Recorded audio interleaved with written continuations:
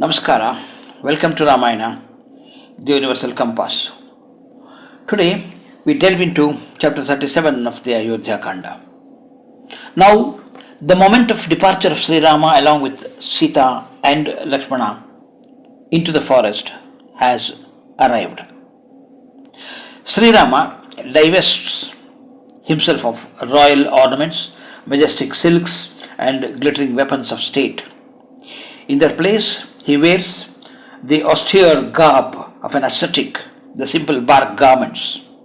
Lakshmana, ever the shadow of his elder brother, follows suit, willingly embracing the hardships of the wild to stand guard over Rama.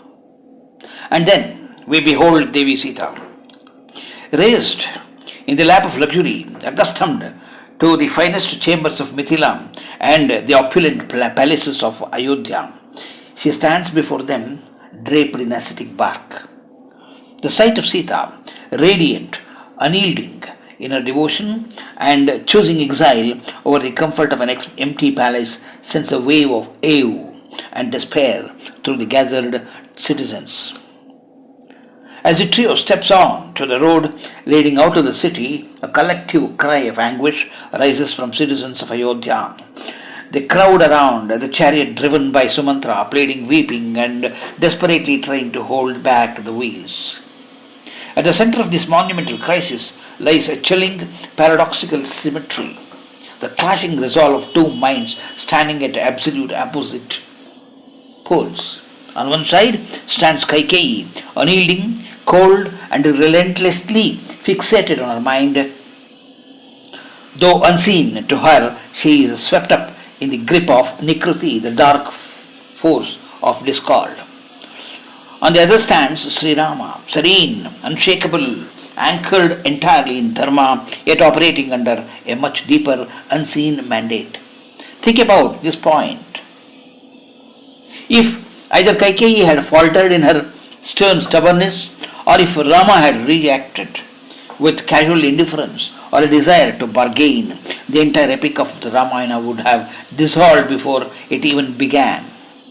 There would be no test of righteousness, no redemption of the Dandaka forest, and no ultimate triumph over adharma.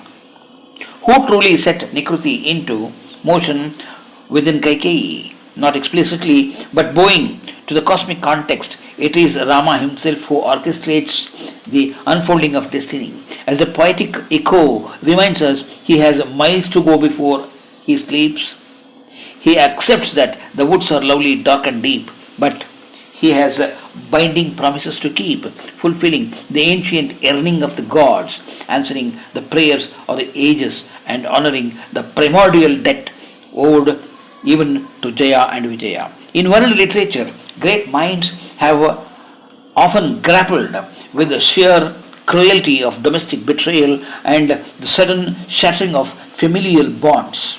When we witness the tragic fracturing of Dasharatha's household, our minds might naturally drift in the blinding ambition found in Western drama, such as the devastating social rigidity and pride that nearly destroys families in Jane Austen's Pride and Prejudice. When we read world literature, we often encounter stories of cruel exiles and disinherited heirs, from the sweeping historical falls in Western classics to the intricate political machinations found in classical Sanskrit dramas like the Mudra Rakshasa.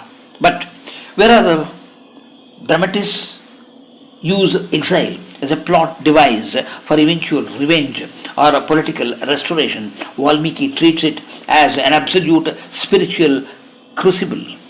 Even in our own classical Sanskrit heritage, from the poignant separation Vipralamba in Kalidasa's Meghaduta to the dramatic tension in the place of Bhasa, exile is a deeply human crucible. In almost every major literary tradition, heroines caught in such cataclysms are shielded, pitied, or left behind in safety. But Sita shatters every archetype.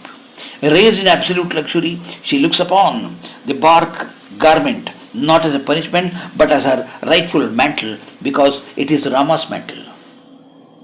As thinkers in the philosophical lineage of Sri Madhwacharya and Vadirajaru remind us, this is not merely earthly suffering. It is the Lord and Mahalakshmi orchestrating a divine play to restore cosmic equilibrium. Thank you for joining me on the Soul Manthan. In our next episode, we will explore chapter 38, examining the profound question of why Sita too needed to wear the garb of an ascetic. Sri Krishna Arpanamastu.